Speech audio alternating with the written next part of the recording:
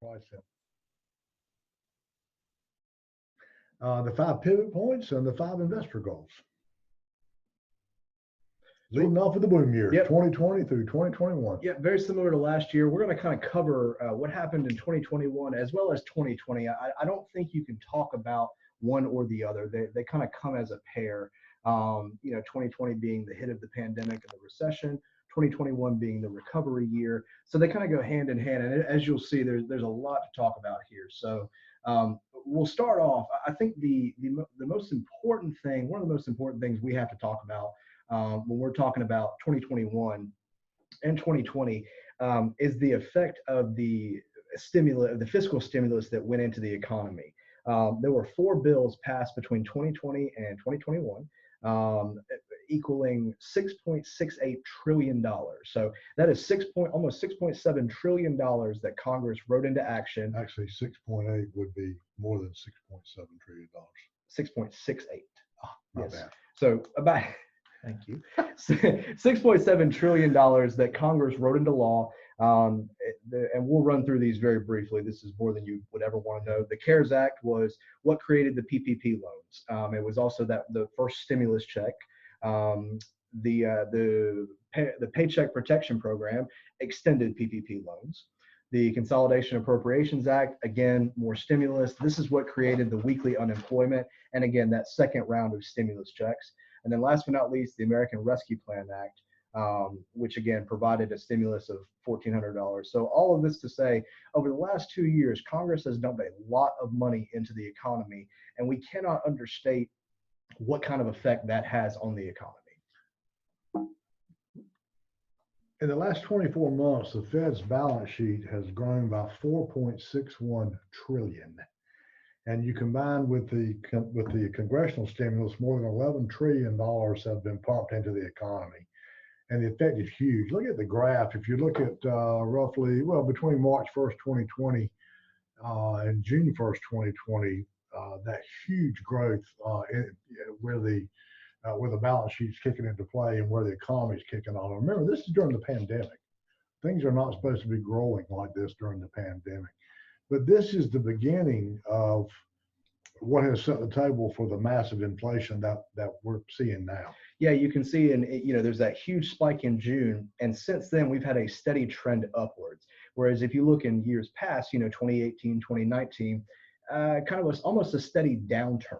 And so again, can't overstate that. Looking at GDP growth, the U.S. economy growth, that solid blue line is what the actual GDP was for any given time, and that dotted line was the trend prior to the pandemic. So obviously, you can see the massive dip because of the pandemic. Stuff wasn't open. We're not producing anything because that was when everybody was just trying to get their feet under them and figure out how to handle the pandemic. As of September of 2021, you can see that we're not only back on track for where we are above average. So if you're looking there, you see that over the past 5 years, the quarterly average GDP has been 1%, so 4% annual. We're looking at, for 2021, we're looking at 5+%. So 2021 was a booming year for the U.S. economy, kind of a recovery from 2020. Isn't it strange though, during this booming year, in March of 21, as a matter of fact, the Fed still felt inclined to dump trillions of dollars into the economy as a stimulus. And based on these graphs and these numbers, I'm not sure the economy needed that. And it has certainly, as you're going to see in a little bit, it has certainly led to the front of inflation. Yes. Our household net worth is up big, more than 32%, $15 trillion higher. Again, if you look at the dotted line, that's the trend of what we anticipate, about 1.5% average quarterly growth. If you look at the solid blue line, that's what's really happened. The big reason is people stay home. So they're not spending as much money. Not spending as much money means they've got more cash, nothing to do, can't go anywhere. So the household net worth goes up. Now, keep in mind, while this was happening, the federal government was pumping money into the economy while people's net worth was already going sky high. Mm-hmm. And part of the reason that people's net worth was going sky high, housing prices. I'm sure we're all aware of what's going on here, everywhere.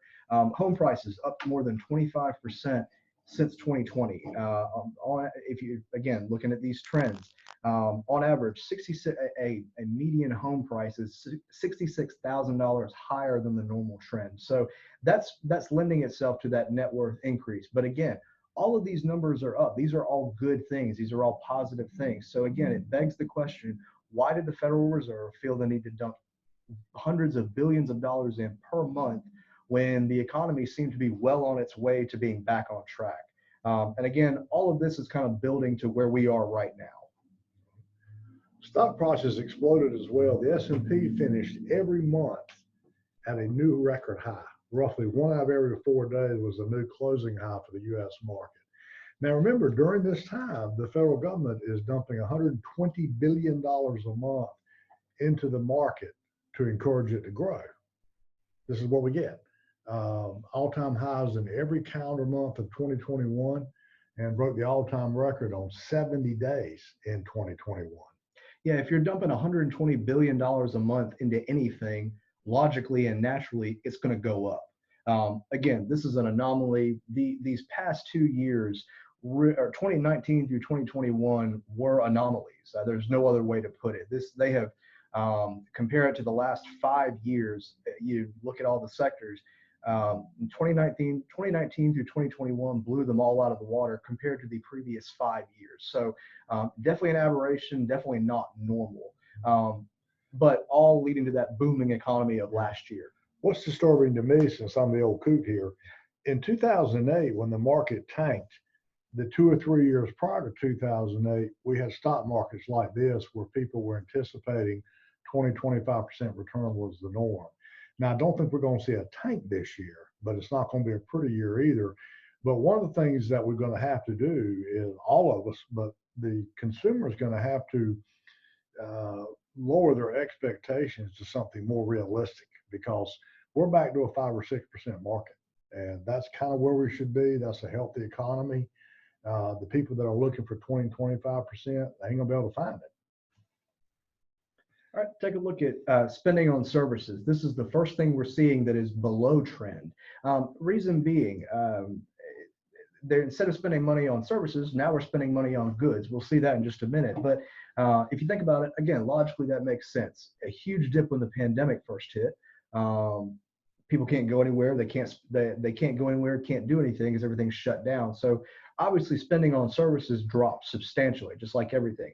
But interestingly, we're still not seeing that recovered back to the normal trend.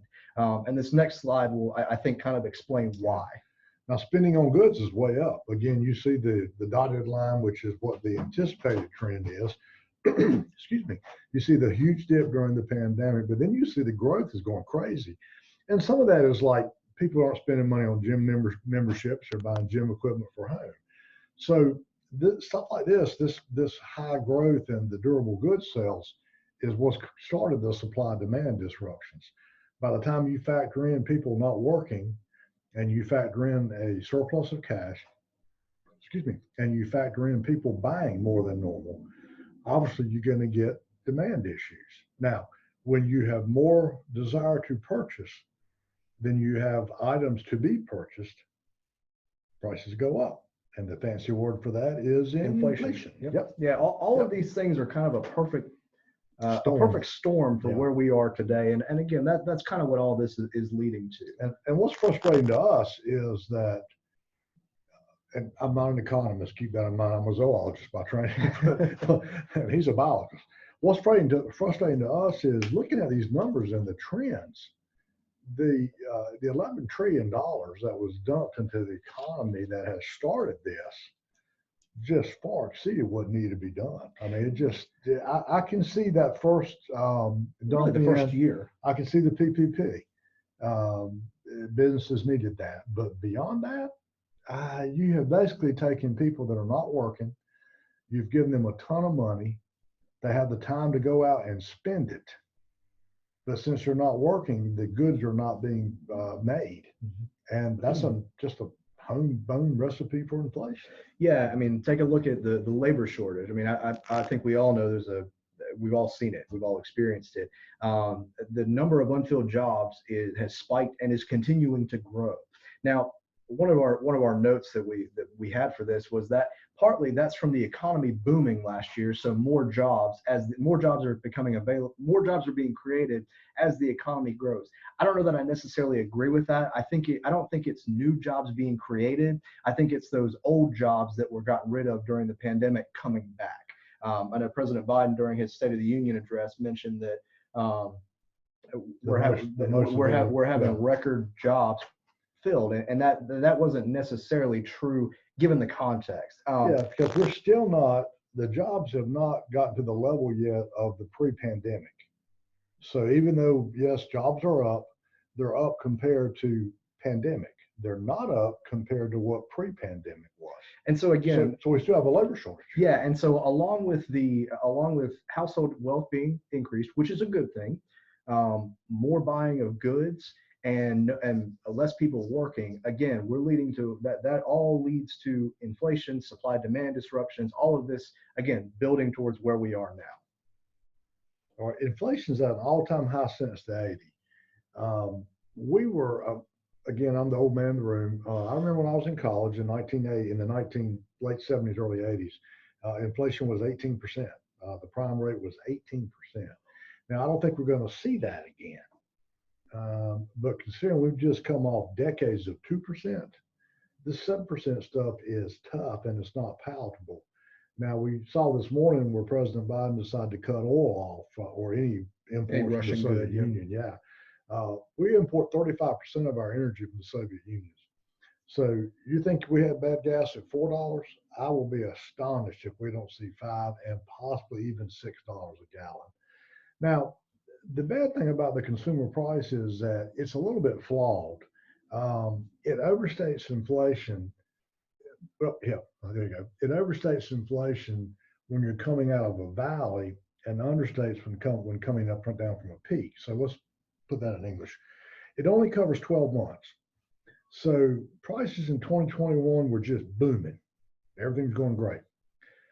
Prices in 2020 were horrible because we just came out of, we were in a recession because of the pandemic.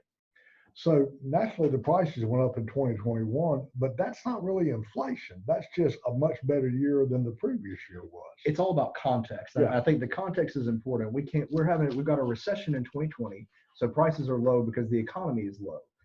And then we've got a booming economy in 2021, so prices naturally are going to go up. And you can see here across a wide variety of goods. I mean, gas was up 58% over a 12-month period. But air travel is down 4%. And so the problem with the CPI is only part of the puzzle when we're talking about inflation. If we're just using this index, and this is something he and I learned while we were preparing for this, it's very easy to cherry pick and say that gasoline prices is the inflation rate. Or it's very easy to pick one piece of it and cherry pick. And that's what a lot of these headlines are doing these days. They're sensationalized, or they're not sensationalized, but they're again, it's all about context. Yeah. You'll see going forward. Yeah, we got a problem with inflation. There's no doubt about it. Mm-hmm. But I don't think it's as bad. And as y'all know, I'm not a Biden fan, nor am I'm a right-wing redneck conservative. Yeah. So I'm not a Biden fan. I'm not a Democratic Party fan. But it's not as bad as what the newspapers would have you believe in terms of inflation either. Yes, we feel the bite at the pump, and that's what everybody kind of determines as an inflation measurement. Overall, it's not as bad as they would have you believe. So we've actually got a different index that we're using.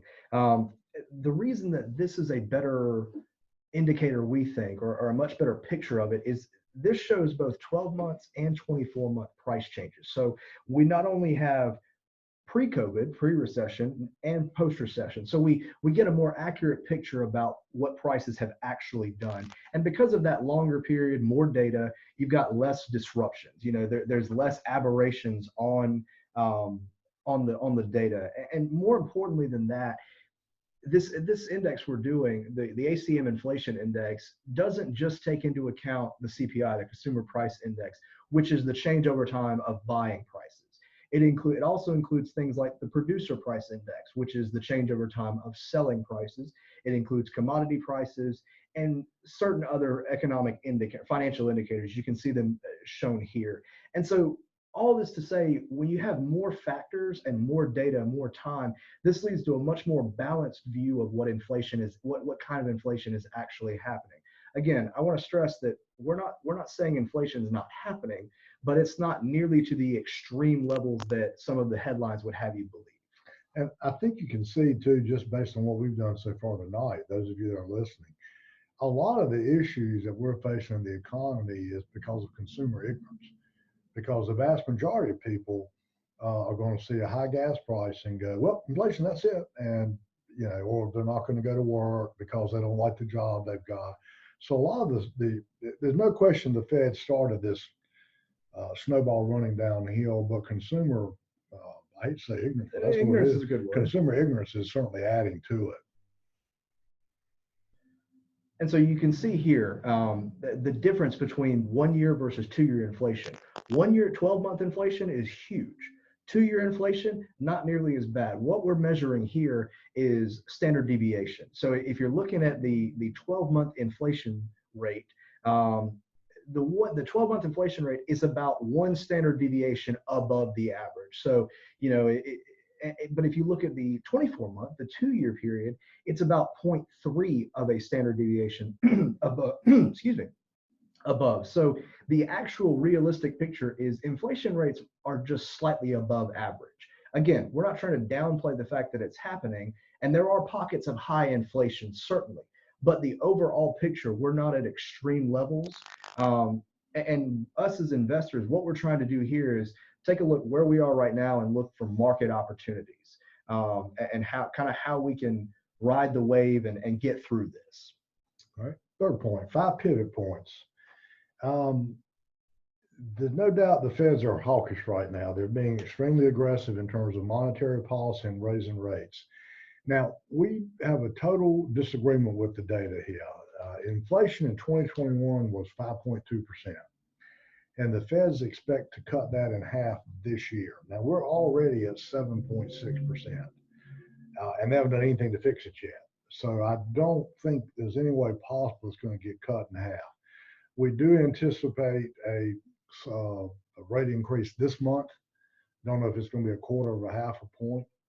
We know there's at least one more coming this year. Would not surprise me if we saw one in May and one in September. Because quite frankly, in my opinion, which granted I'm not an economist, they waited far too long to address this. They should have raised interest rates last year. But for political reasons, they didn't.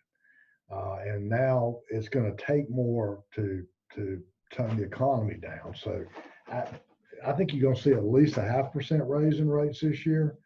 Would not surprise me if we saw 0.75% or even 1% over the full year. The thing to remember about inflation is a snowball. Y'all probably know that. It's easy to stop when it first becomes an issue, but if you let it go for too long, it's got momentum, and they let it go too long. and that's what's happened. Yeah. They've let it go too long. It can be fixed and it can be dialed back, but it takes a much longer time.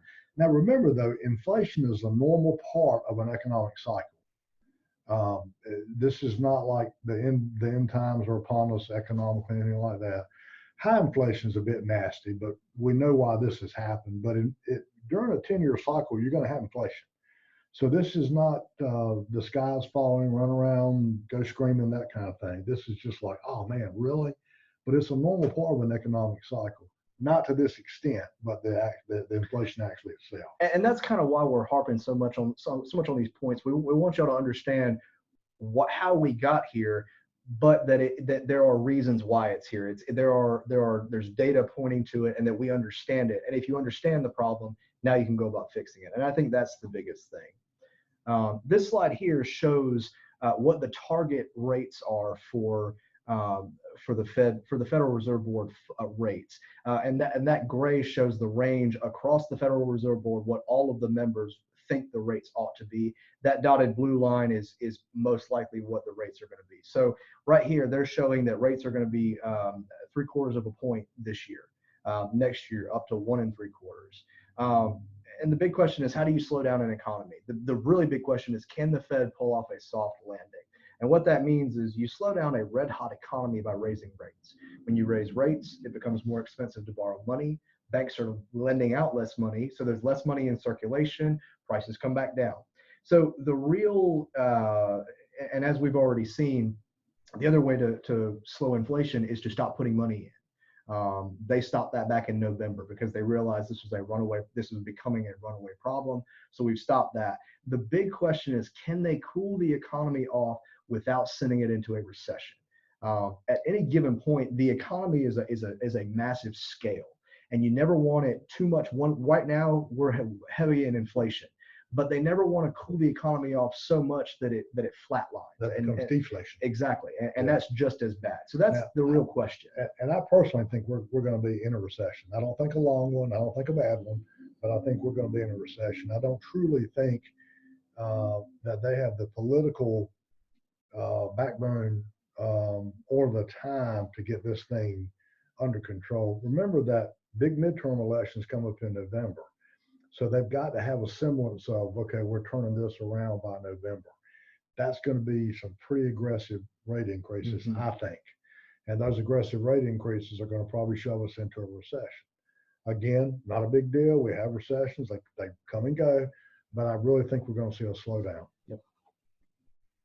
All right, after spending so much in the last 2 years, Congress is not likely, we hope, to issue any more stimulus.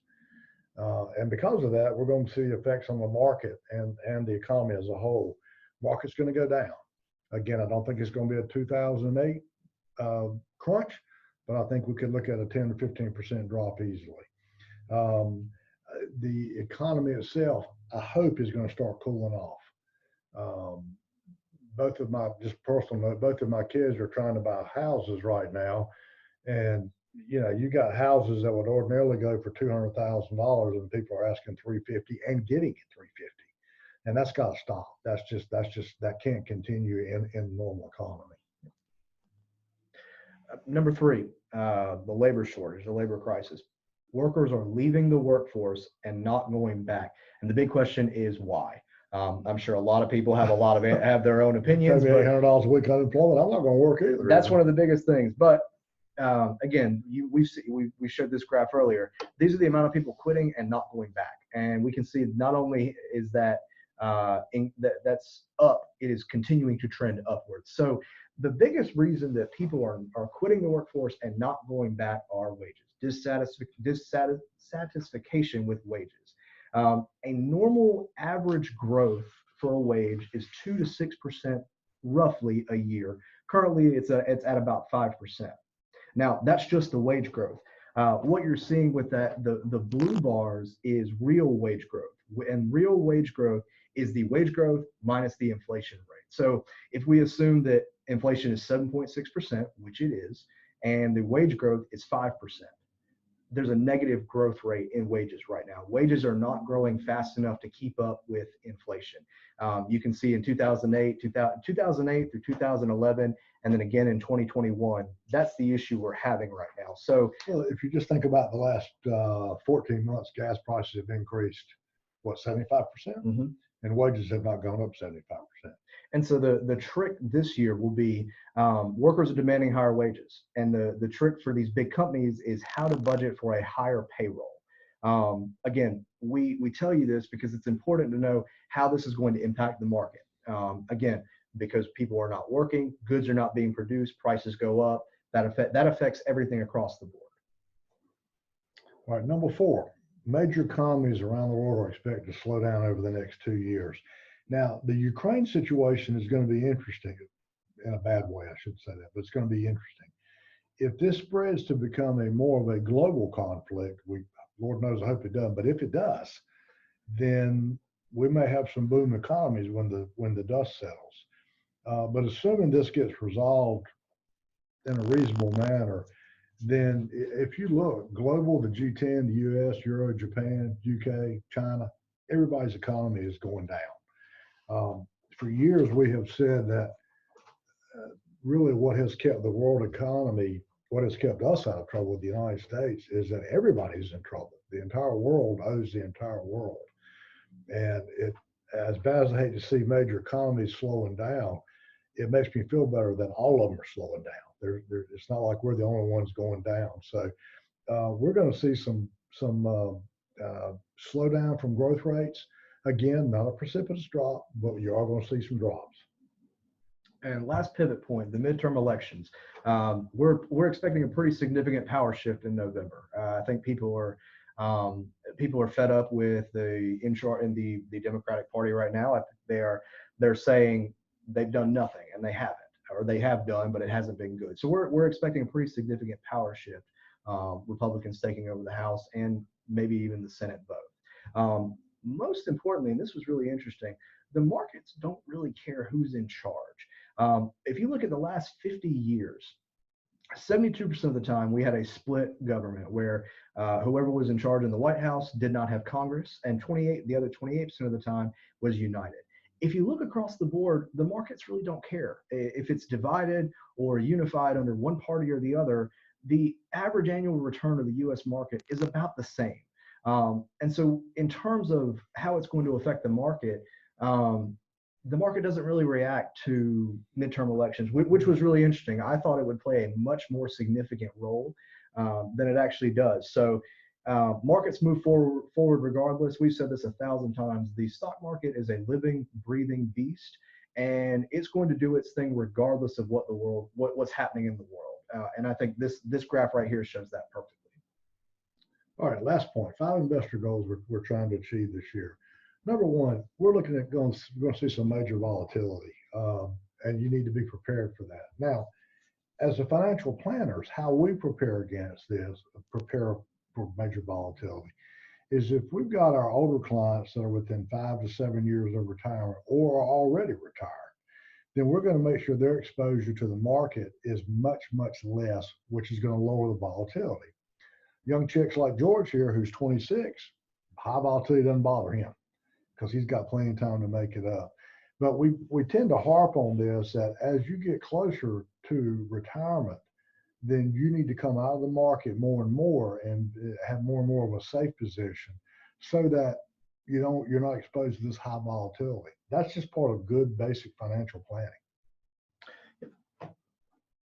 Number two, thing to be aware of, we're looking at a cyclical slowdown. So all the sectors of the market, we're all expecting a pretty significant slowdown in all of them. Again, since 2019, all of the sectors have totally outperformed the previous 5 years. Reality. I mean, but again, that's an aberration. That's an anomaly. We're expecting that to go down this year, a cyclical slowdown. So the big thing here is we've been chasing those returns for the past 3 years, and I think we have.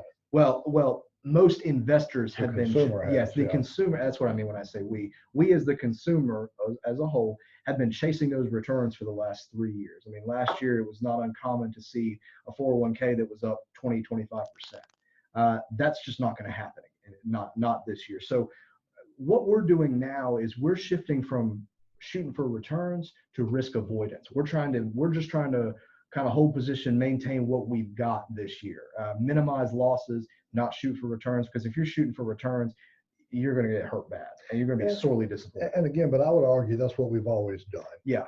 If you're 62 years old, like I am, we're going to keep you exposed, maybe half in the market, half not, because we're trying to protect from an event like we're having right now. If you're 26 years old, like George is, well, you're going all market because it doesn't really matter what's going on. You got plenty of time to make it up. So some of what we're talking about today is what we've been doing for 38 years. This just emphasizes the point, I think. Yeah, and I want to say that these are all points that the average investor, we're presenting this information, but the important thing is that, again, like he said, what we're telling you, we've already been doing this. Regardless of if we were having a killer year, we wouldn't be changing our plan to try and take advantage of that killer year. We would be chugging along just like we have been. And so all that to say, with everything going on this year, we're not changing any plans. Because we factored this into our plans. All right, large companies are probably going to have an edge in 2022. If you are a stock picker, then this is the year you go after large companies. In theory, they'll raise prices, pass that along to customers, make more profits. Again, we don't favor any one sector because that can change on the blink of a dime. If the large cap firms are doing better this year, that's fine. Roughly 12.5 to 20% of your portfolio, if you're with us, is in large cap. So we're not changing anything. We've got a strategy that's won 2 Nobel Prizes in economics. We're very comfortable with it. It's designed to get through muddy waters like we're in now. So it's interesting to me that our people say, don't chase returns. And then the next slide is, well, large companies, you should buy large companies. To me, that's chasing returns. And I don't think that should be done. Yeah. Again, favor those non-cyclical sectors. What do we mean by that? The defensive sectors, the ones that are consistent. Again, if you're invested with us, you're in all these sectors already. So we're not chasing the return. We're not going to more heavily weight you in healthcare or technology or communication. We're going to stay just like we are. You're already invested in all of these. Again, if you were a stock picker chasing those returns, these would be the ones to be in. And I think this actually highlights a really important point of our investment philosophy, is that these non-cyclical sectors, take utilities or communications, they're not very exciting during periods of growth like 2021. Compared to the overall market, these sectors underperformed. They were not very exciting, but they're very consistent. They're slow and steady. And so in our entire investment philosophy, you've been working with us for any amount of time, we're slow and steady. We're all about the slow burn.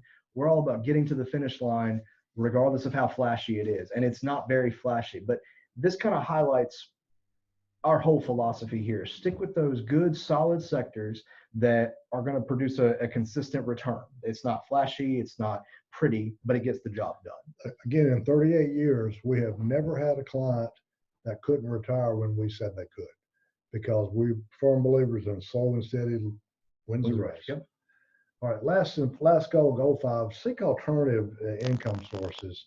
And it mentions bonds. Bonds are kind of shock absorbers. They're kind of balanced to the stock market. They're certainly not income sources. We do like annuities when they're paired appropriately with growth sources. During a bad market, an annuity is a good tool to have. That is not a blanket statement. It's because the annuities are very specific as to the individual and the individual circumstances. But your portfolio should have a lot of different income sources, including Social Security, perhaps a pension at work, 401k, IRA, annuity, rental property.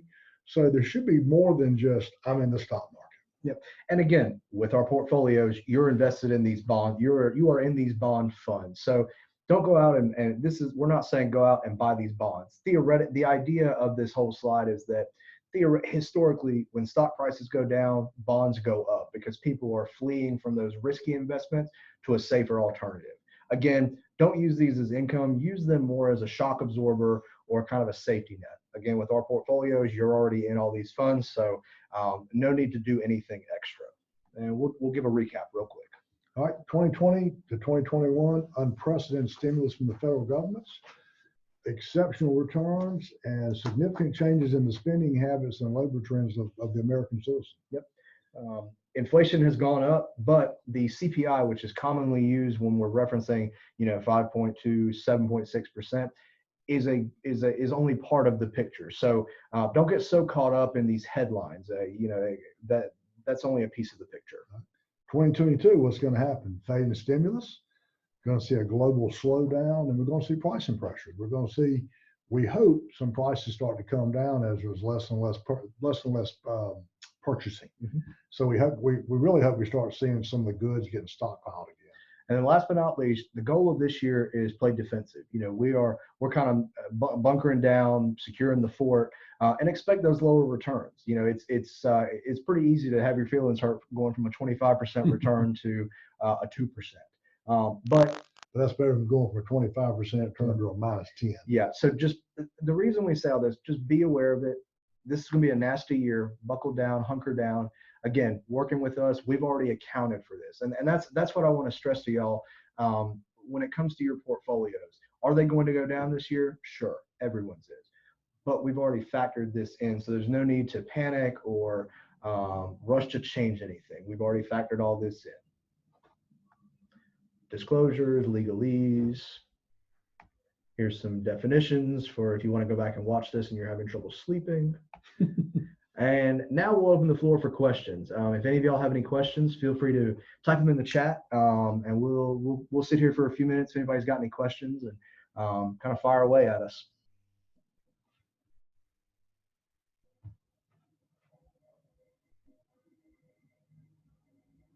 I wonder if anybody's left. If anybody's still there. They might be asleep. Could be. Yeah. I was having trouble staying awake. Well, I mean, it's such fascinating information. How could you?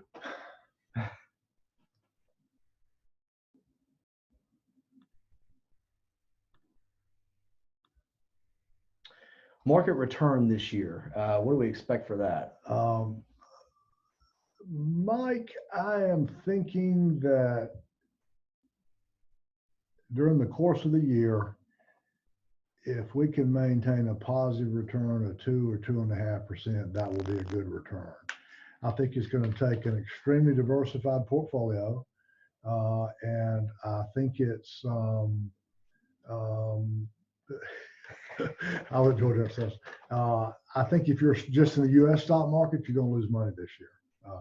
But we're looking for a 1.5%, 2.5% return. What I'm laughing at is one of our panelists said, "Can I refill my wine glass?"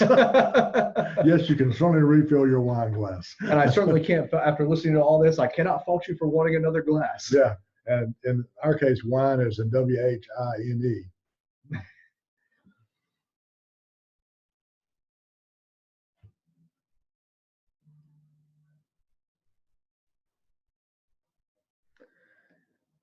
Thank you. We appreciate your comments. Yeah, it's certainly a tough question. It's one of those crystal ball questions that it's a tough one. I mean, it's so hard to tell. If you had asked me at the beginning of last year what I thought 2021 was going to do, it was vastly different than what it actually was. But I really think and this is tooting a horn, I don't mean to be, but I think our investment philosophy always complements years like this, because if you're in a certain age bracket, a certain time in your life, we're going to be in defensive position whether or not the market's good, bad, or indifferent. Again, if you're young, there is no reason to be in a defensive position. It is interesting that a lot of the data that we have seen, or that you've been shown by the media, is really not all that accurate. Or it's not the complete picture. I think. Yeah. I think a lot of it is just missing context. And again, the way that we design our portfolios, as y'all probably know, when we're having killer years like last year, our portfolios tend to underperform compared to the overall market. But where the strength is in years like this, we tend to outperform what's happening, or cushion the blow a little bit better. So, and again, that's really what this is all about. Is our philosophy is not changing. We're just kind of riding. We're kind of riding through the storm right now, and just trying to get through to the other side. Any other questions before we close it up? We appreciate your time. I hope you have a fantastic night, and look forward to talking with you in the very near future. Yep. And just one last note, this recording will be uploaded to our YouTube channel. So if you want to go back, watch it again, make notes or anything like that, you will certainly be able to do that. But like you said, thank y'all for your time, and we'll talk to y'all soon.